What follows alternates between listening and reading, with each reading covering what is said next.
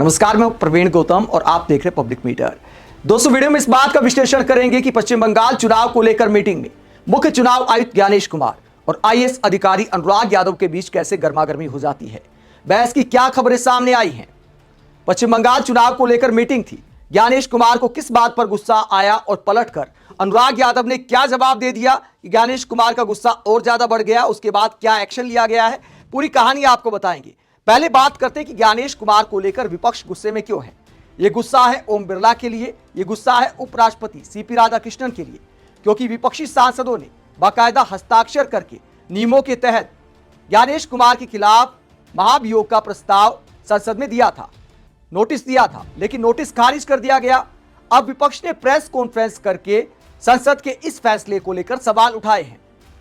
तमाम पार्टियों के सांसद प्रेस कॉन्फ्रेंस में पहुंचते हैं।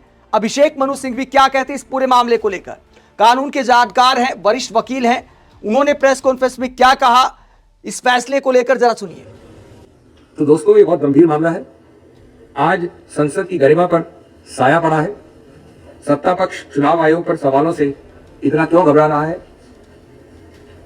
सत्ता पक्ष प्रस्ताव ठुकराने का प्रयत्न करता है, सच को झुटलाने का प्रयत्न करता है सत्ता पक्ष, और आप इस प्रकार से लोकतंत्र का गला घोटने का प्रयत्न कर रहे हैं। मैं संक्षेप में कहूंगा, अंग्रेजी मैंने बोल दिया है।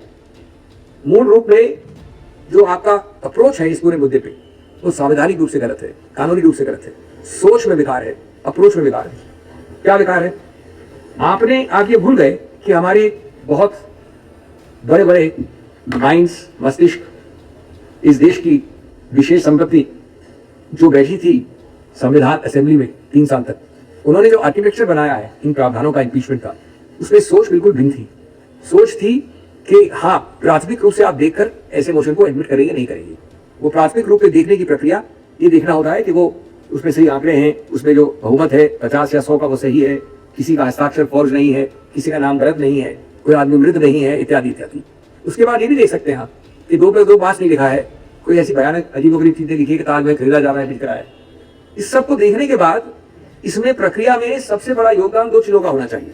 पहले उस न्यायिक समिति का, जो एक्ट ऑफ पार्लियामेंट, हमारे संविधान ने कहा कि पार्लियामेंट बनाई थी इस एक्ट को, आपने पार्लियामेंट को दरकिनार कर दिया। ये एक्ट बनेगा पार्लियामेंट द्वारा, ये तब कहा गया संविधान में, उनका हम नहीं बना रहे, ये प्रक्रिया क्या होगी आप बनाएंगे, और उस एक्ट को आपने संवैधानिक स्टेटस दिया। उस एक्ट में कहा है कमेटी बनेगी, वो कमेटी सिर्फ सुप्रीम कोर्ट और हाईकोर्ट जजेस की होगी, न्यायिक होगी, निष्पक्ष होगी, बाहरी होगी, आंतरिक नहीं होगी। उस प्रक्रिया के बाद एक जाएगा राजनीतिक प्रोसेस में, राजनीतिक प्रक्रिया में। सामूहिक रूप से इस देश की सबसे महत्वपूर्ण गणतांत्रिक बॉडी संसद निर्णित करेगा। इस तरह के 6 स्तंभ उच्चतम न्यायालय ने माननीय यशवंत वर्मा जी के केस में सूची दी है।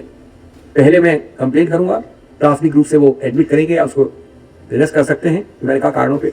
उसके बाद समिति बनेगी, समिति चार्जेस बनाएगी, चार्जेस के बाद सुनवाई होगी और एक निर्णय आएगा। निर्णय के बाद वो संसद में जाएगा, वहां डिबेट होगा। उसके बाद अगर समिति ने वही खत्म नहीं कर दिया या संसद ने नहीं सोचा कि खत्म करना है, तब माननीय राष्ट्रपति उसको निरस्त करेंगे। ये तो कुछ भी नहीं हुआ, इसको कुछ करने का प्रयत्न भी नहीं किया गया।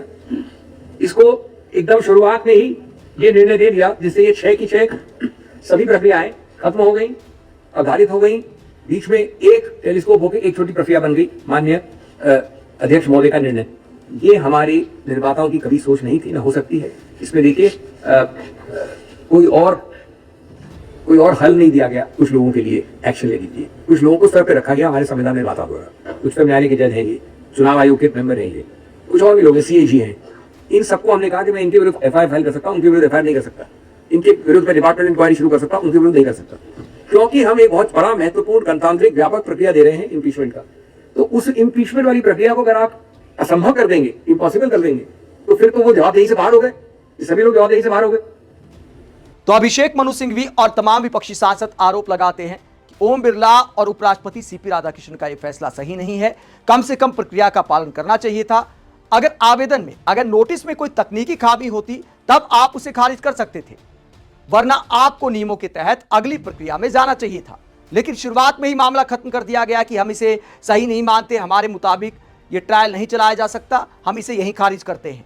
तो विपक्षी सांसदों ने इस पूरे मामले को लेकर सवाल उठाया है कि क्या चुनाव आयोग और मुख्य चुनाव आयुक्त क्या पूरी तरह से जवाबदेही से बाहर हो गए हैं। ज्ञानेश कुमार पर लगातार विपक्षी नेता भेदभाव का आरोप लगाते हैं। और अब चुनाव आयोग जब सोशल मीडिया पर खुल्लम खुल्ला ऐसी भाषा का इस्तेमाल करने लगा, एक पार्टी का नाम लेकर लिखने लगा, जो टीएमसी का नाम लेकर लिखा चुनाव आयोग ने कि चुनाव आयोग की तृणमूल कांग्रेस को दो टूक। पश्चिम बंगाल में इस बार चुनाव भय रहित, हिंसा रहित, धमकी रहित, प्रलोभन रहित, छापा रहित, बूथ एवं सोर्स जामिंग रहित होकर ही रहेंगे। तो चुनाव आयोग ने जब अपने सोशल मीडिया हैंडल पर ऐसा लिखा कि चुनाव आयोग की तृणमूल कांग्रेस को दो टूक, यानी विपक्षी दल को चुनाव आयोग इस तरह सुना रहा है मानो टीएमसी के खिलाफ कोई प्रतिस्पर्धा हो चुनाव आयोग की। बल्कि चुनाव आयोग के लिए तो सारे दल एक समान होते हैं। अरविंद केजरीवाल इसे लेकर क्या कहते हैं? अब ये कहने की भी जरूरत नहीं कि चुनाव आयोग सीधे बीजेपी से निर्देश लेकर और बीजेपी के अंडर में काम कर रहा है। यह अब जग जाहिर है और बेहद दुर्भाग्यपूर्ण है। कम से कम ऐसी भाषा के ट्वीट करके इतने अहम संस्थान की इज्जत तो सरेआम मत उछालिए। 24 घंटे से ज्यादा इस ट्वीट को हो चुके हैं। अब तक चुनाव आयोग ने ना तो इस पर कोई सफाई दी है, ना ही इसे डिलीट किया है, ना ही इसे एडिट किया है। तमाम विपक्षी नेता, बड़े बड़े नेता चुनाव आयोग की इस पोस्ट को लेकर आलोचना कर रहे हैं, लेकिन लगता है कि विपक्ष की आलोचना से चुनाव आयोग की सेहत पर अब कोई फर्क नहीं पड़ता। चुनाव आयोग की ऐसी भाषा को लेकर विपक्षी नेता कहते हैं कि क्या चुनाव आयोग का अहंकार 7वें आसमान पर चला गया है। और जब अहंकार की बात छिड़ी है तो एक मीटिंग की खबर और सामने आ गई, जिसके बाद विपक्षी नेताओं ने फिर ज्ञानेश कुमार के खिलाफ मोर्चा खोल दिया। और ये क्या खबर सामने आई है? पश्चिम बंगाल चुनाव को लेकर जो मीटिंग थी उसमें आईएएस अधिकारी अनुराग यादव के साथ क्यों बहस हो जाती है, खबर क्या कहती है? टाइम्स ऑफ इंडिया और नवभारत टाइम्स की खबर कहती है, आप मुझसे ऐसे बात नहीं कर सकते। मुख्य चुनाव आयुक्त ज्ञानेश कुमार पर भड़के बंगाल पर्यवेक्षक यानी ऑब्जर्वर अनुराग यादव आईएएस और हटाए गए, यानी जवाब देना महंगा पड़ गया, हटा दिया गया है। आगे ये खबर क्या कहती है? मुख्य चुनाव आयुक्त ज्ञानेश कुमार ने पश्चिम बंगाल विधानसभा चुनाव के लिए भारत निर्वाचन आयोग द्वारा नियुक्त एक चुनाव ऑब्जर्वर को तत्काल हटाने का आदेश दिया।